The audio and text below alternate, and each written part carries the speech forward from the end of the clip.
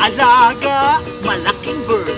marunong managalog, Pinoy na bird, marunong ding mag-Ingles. social na bird. Kaya bilib si Mrs. Kay Janice Bird, Laging hinihima sa umaga at gabi. malaking bird.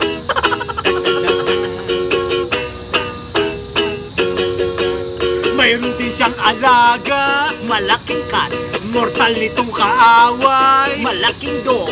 Gustong gawing hapunan, Gutom sa bird, gustong gawing pulutan. lasing sa bird. Laging magkaaway sa umaga at gabi. Malaking bird.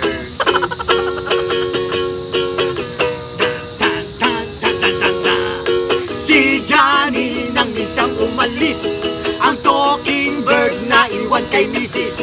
Upang may makausap daw ito sa kanyang pag-alis. Ang talking bird ay agad nagchismis, si Mister daw ay may alagang chicks. Kulasisi ang pangalan, kaya galit na galit si Mrs.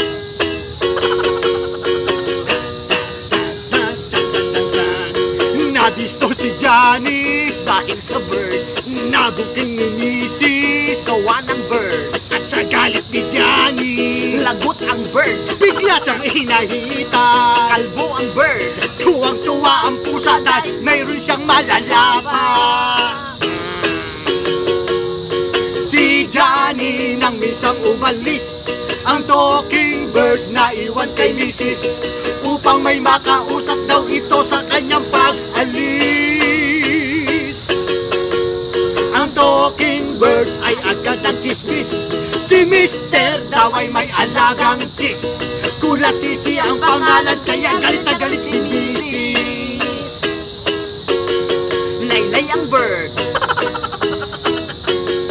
Putol ang bird, wala nang bird.